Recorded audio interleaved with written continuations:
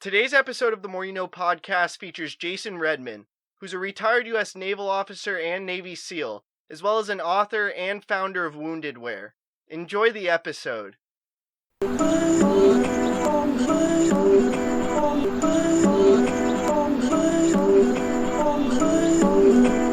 just trying to make it all make sense. The More You Know podcast. Can you please share your 5 principles to elite performance? The 5 principles of elite performance are the key things that I speak to companies about. When I go and I speak to companies, one of the biggest things is our ability to go from good to great, and then from great to superior and even elite.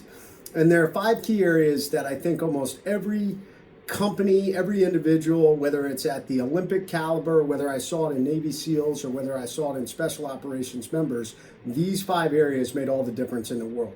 Number 1, teamwork. Your ability to operate together with a disaggregated group of individuals working towards one common goal. And if everybody can come together and understand that it's about the end state and it's about where we're trying to go, what that mission focus is, I tell you what, teamwork can disrupt the playing field. You can have a lot of things wrong, but if you have a group of individuals that are working together, they can make some things happen. Number 2 of the 5 principles is leadership. We need great leaders. And I tell you what, leadership falls down to the most basic level. The things that I teach in both in the Trident and in Overcome, my new book, are my 3 rules of leadership. And rule number 1, it starts with you. So a lot of people think, I go to a lot of companies and people say, hey Jay, I want to be a better leader. Navy SEALs are great leaders. Teach us how to be better leaders. And I always ask them one critical question. How well do you lead yourself? Because that is 80% of leadership. So lead yourself. Number 2, lead others. How do we motivate and inspire others? How do we provide guidance? How do we provide the right guidelines for them to be able to get out there and accomplish what they're doing? The right resources. Number 3, you got to lead always. You can't pick and choose when you're going to lead. You don't put on the leadership hat and take it off when you don't feel good or things aren't going well. You got to keep driving forward. All right, number 3, a clearly defined mission, task, or goal. For every great company, every great team, even the best individuals in the world, the most elite performers, they all know exactly where they're going. They articulate that mission, they define how they're going to accomplish it, they define a timeline, so clearly defined mission, task, or goals, and then they set out to accomplish it. And they make sure everybody all the way up and down understands what it is. Number 4, the overcome mindset, our ability to drive forward regardless of the adversity. And I tell you what, if you can build a team of individuals, a company, or even in yourself, that it doesn't matter what adversity is out there, that we just start to look at it as an opportunity, you are well on your way. And then number 5, that is adapting to the unexpected. We live in a crazy, volatile world, and we can do all the planning in the world, but what makes the difference is when individuals are able to adapt and drive forward. It goes hand in hand with the overcome mindset. Individuals that have the overcome mindset typically are able to adapt to the unexpected. When the unexpected comes along, man, it is what I like to call a life ambush. Typically, it is a catastrophic thing. It is a failure point. It is a crisis point. And so often people get in this mindset of, oh my God, what are we going to do? Or oftentimes, and I see this a lot in companies start to look at who's to blame. Something went wrong, who do we blame? This is wasted time, it's wasted effort. Adapting the unexpected is getting off the X as quickly as possible and moving you forward. Great companies, elite performers, they don't waste time on blame. They focus on action, they focus on moving forward, and the people that move forward the fastest are the ones that excel and achieve elite performance. So there you go. Those are the 5 principles of elite performance. Can you please share your 6 tenets of success?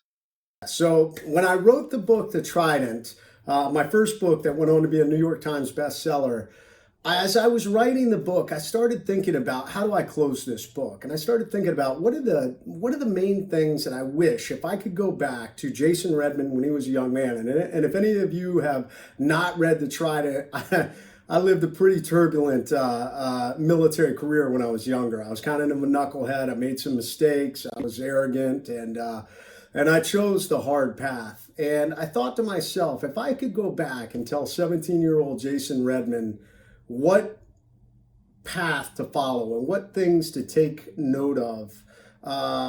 And I wrote down these 6 things, and it is what I ended up closing my book on, and I actually have given a lot of presentation that's about this because I think it's a great way to live your life, a great way to set the example for yourself. So the 6 tenets of success are this. Number 1, overcome. Life is hard. You got to build that resiliency and adversity within you. You are going to get knocked down, and if you think it's going to be this simple, easy path, you're wrong. Build that overcome mindset. Be ready to drive forward and overcome. Build it within your head. Adversity equals opportunity. And the more you get out of your comfort zone and the more you get knocked down and get yourself back up, the more resilient and the better overcomer you're going to be for the future problems and life ambushes that come along. Number 2, you got to live greatly. We live in this amazing world where opportunities come along all the time. So you got to go after them. You can't sit back and just hem and haw and think about, oh, well, what if this, what if that? Go after those opportunities. So what if you fail? Failure is an amazing thing. As a matter of fact, the overcome mindset is built in failure. The best people I know have crash and burn failed. I have failed at such a high level many times. And every time I did, it made me better and it made me stronger. Number 3, you got to love deeply. You probably didn't think you'd have some Navy SEAL on here talking about love, but I tell you what, love is what makes this world go round. People fight for love. They fight for what they believe in, and that comes down to the things they love. Typically, we fight for family, we fight for brotherhood, sisterhood, all these different things, and it comes down to love. So love deeply. This world you live in, man, it can be gone in the blink of an eye. So make sure the people around you, your friends, your family, make sure you're telling them you love them. Make sure that you take that time to spend with them because you never know when that time is going to be gone. All right, number 4, you got to lead always. And I'm gonna. I talked about this in the 5 principle or in the the 5 principles of elite performance. 3 rules of leadership: lead yourself, lead others, lead always. That is the principle of leading always. That is the simplest, most powerful form of leadership I know. I tell you what, if the best leadership advice I ever got was by one of the best SEAL leaders and probably one of the best leaders I've ever met in my life. He said to me, people will follow you if you give them a reason to. Follow those 3 rules of leadership, you'll be a great leader. It's a lot easier said than done. All right, number 5, you got to stay humble. There's no place for arrogance. You want to be a good leader.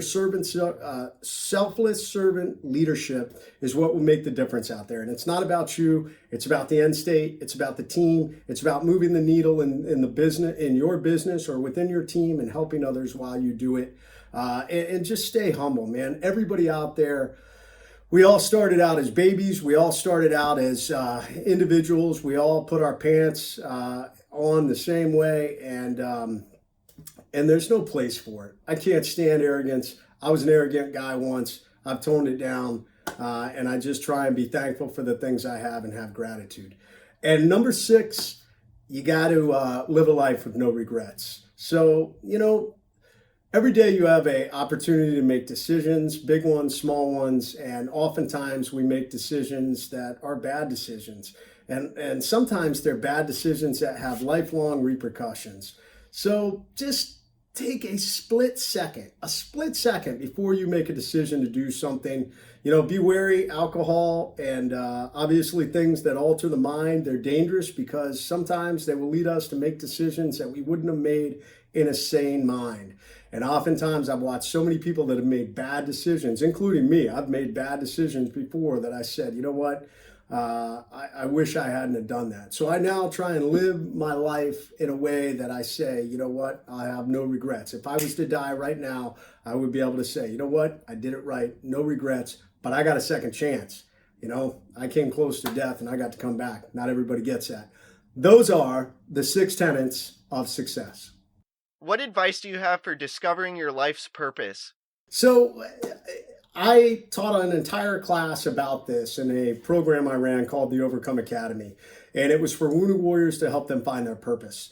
Because for so many of them, their purpose was to be a warrior. And then suddenly they were severely injured and they had to medically retire and they had to find their new purpose. So usually the things we did is, what do you like to do? What makes you who you are? And I tell you what, we live in probably one of the best entrepreneurial capitalist times here in America because you have the opportunity to, with these devices, you have the opportunities to go after and create almost anything. You can create your own company built around what you love.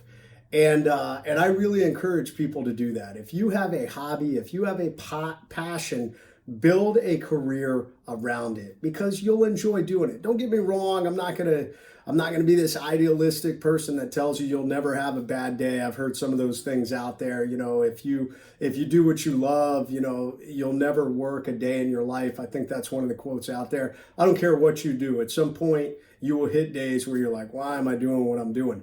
At the end of the day, though, it will be so much better, though. That enables your purpose. And you have to understand what makes you tick. Is it money?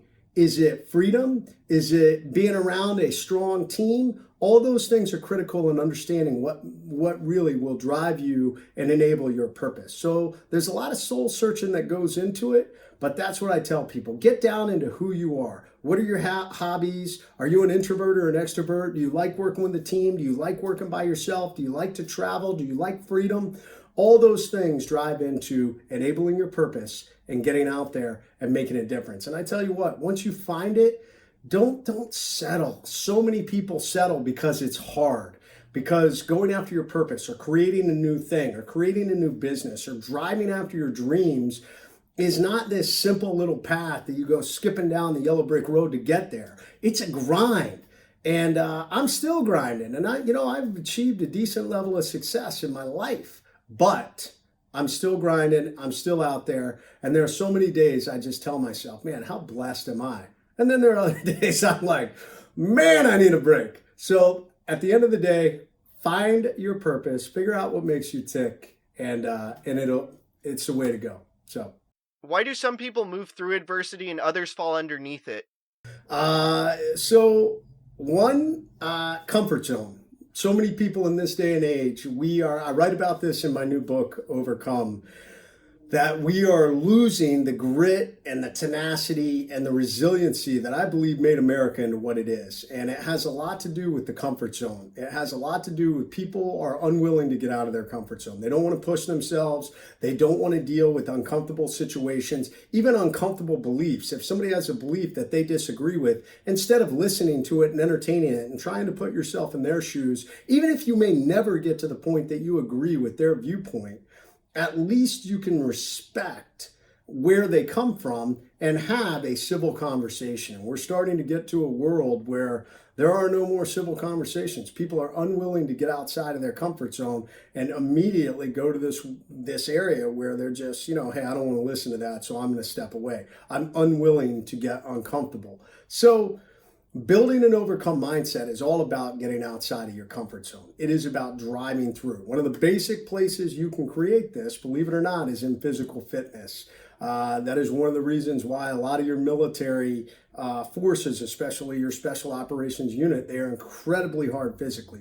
One, because physicality is part of the job. But two, your body will tell you it has to stop 10 times before it actually needs to. Your mind is what's going to drive you forward. And that is what builds an overcome mindset. Your ability to slowly and consistently endure uncomfortable situations, whether you deal with them physically, whether you deal with them emotionally, whether you deal with them mentally, socially, or spiritually. You've got to work at it, and you've got to get outside of your comfort zone. For those of you that all you ever want to do is stay in your comfort zone, you're always going to be lacking in your ability to endure and overcome adversity. What advice do you have for overcoming the urge to give up?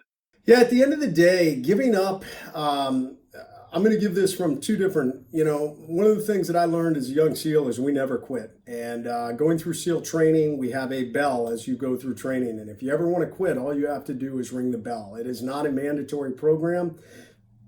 If it gets too tough, if you're too cold, if you're too miserable, if you're in too much pain, all you have to do is ring that bell and say, I'm done. I don't want to do this anymore. Life's a little bit easier. And a little bit easier to quit is what I'm getting at there. So how do we overcome the urge to give up? Well, you just keep pushing. Once again, it's building that overcome mindset. It's continuing to drive forward. So often people quit right before they're on the verge of success. That has just happened over and over and over again throughout history. And oftentimes it's when we think we're at our greatest breaking point that we're on the verge of actually being on the downhill edge, being on that tipping point. And we never know when that's going to be. So I encourage people to keep grinding, keep pushing. I will say this. Before you ever decide to quit, understand something, that it typically is a decision that you can't go back from. Most of the time when we quit, you can't recover and start over. So think through that, through the hardship, through that pain. Take a moment to try and think about, well, what happens if I quit? When I talk to young men who reach out to me and say, hey, I'm going to SEAL training, do you have any advice? It comes back to the advice I was given before I ever went through training. And the advice was don't quit. And the reason being, because if you quit, it guarantees failure. We cannot control all the external factors that are going to lead to success or failure. There's a myriad of things, just thousands and thousands of environmental factors that play into whether we're going to be successful or not. Hard work, where you end up, school you go to, job you get, luck always plays a part, who you know, all these different things can factor into whether we are successful or whether we fall and fail. But at the end of the day, the one thing is if you quit, it guarantees failure. And then you got to start over and figure out where you go from there. So no matter what, no matter how hard, no matter how much you're grinding, I tell people to keep pushing forward. Now, the one thing I will tell you is oftentimes people confuse stopping and taking a break with quitting. And I try to relate this to in the military, if we have a huge, if we're pushing forward and we're encountering a lot of resistance, we will fall back sometimes. So we will pull back, if we're losing men or we're losing equipment because we're encountering a lot of resistance, we're not just going to continue to rush forward to our death or lose more equipment or things like that. We're going to fall back to a safe point. We're going to regroup. We're going to reassess, and then we're going to reattack. And you need to do that in your own life also. Doing that will enable you to take that quick breather. One of the big things about falling back and reassessing is sometimes when we're continuing to grind against a really hard obstacle, sometimes in the moment we're putting so much pressure against it that we get very short-sighted. And there are things we may not see until we finally relieve that stress and that pressure. And we take a step back, we take that break, we reassess, we re-engage, we re-attack. And sometimes we may see an alternate option that was easier than the way we were going before, or at least another path. So that's how it's done. Don't quit. Quitting guarantees failure. Can you please articulate the internal dialogue you have when being under fire in combat? So I'll be honest, a lot of people think that there's this oh my God moment and things like that. I mean, I've been shot at multiple times in my career. Obviously, I was shot 8 times in a pretty vicious gunfight in Iraq. I'll be honest, never once in any of the gunfights that I was in did I think, oh my God, I'm being shot at.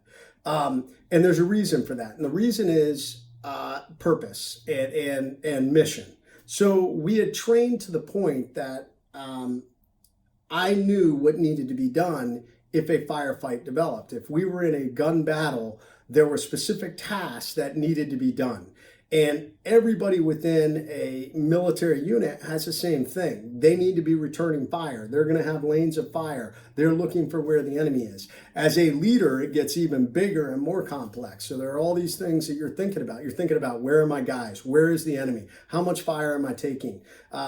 There are all these different things, and I'm getting into some tactics. But at the end of the day, it comes down to A, having trained for it and knowing what are the steps I need to do in my mind, and B, being prepared, accepting, hey, this is part of what's going to happen. I talk a lot about this in Overcome because although I survived an enemy ambush, everybody in life gets ambushed. And when we have major life ambushes, whether it's a physical injury or a physical illness, whether it's a personal, maybe it's a relationship breakup or a divorce.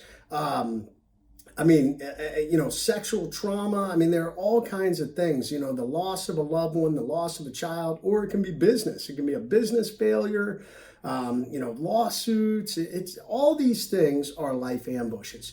And obviously I was hit with bullets and bombs in that firefight, but in a life ambush, you're going to feel exactly the same way. They may not be actual bullets and bombs from a battlefield, but they are the bullets and bombs of life. And I tell you what, if you prepare yourself to accept the fact that life ambushes are coming, and in my new book, Overcome, I talk about a methodology called the REACT methodology, how we get off the X, how we get out of immediate failure point or incident and drive forward, you will be better prepared because you now are starting to think to yourself. We have a saying in the SEAL teams, hope for the best, but plan for the worst. If you can do that in your own life, because guess what? Life ambushes are coming. They are coming for all of us. The reality is you are either in a life ambush, you're coming out of a life ambush, or there's one out there on the horizon waiting for you. And if you have a mindset that is preparing itself to say, hey, everything's great, but I know at some point, sometime in the future, something is going to go wrong. Something's going to happen to someone I love. Something's going to happen to someone I'm close to. Something's going to happen in business. Something could happen to my health.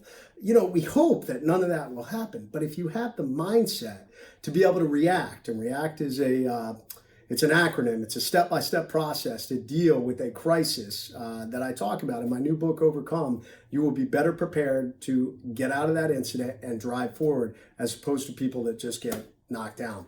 And that's why in a firefight, most special operations individuals and people that are prepared don't lose their minds because they already know, they've thought ahead, this is how I'm going to deal with this. Life's no different. Get ready for those life ambushes and your inner dialogue in that moment. Even though it's hard, even though it's going to suck, you will start to think through, how do I drive forward instead of getting stuck on the X like so many people out there. All right, this is Jason Redman on the More You Know podcast. I hope this has helped all of you. I want you to get off the X. If you have not purchased my book, Overcome, you need to go get it. All right. I'm at jasonredman.com. I'm out. Oh, or you can follow me on Instagram, jasonredmanww. I'm active. I answer all of my messages. It may take me a little while, but I get through. It's me on the other end. All right, guys. Lead always, overcome all. Get off that X. I'm out.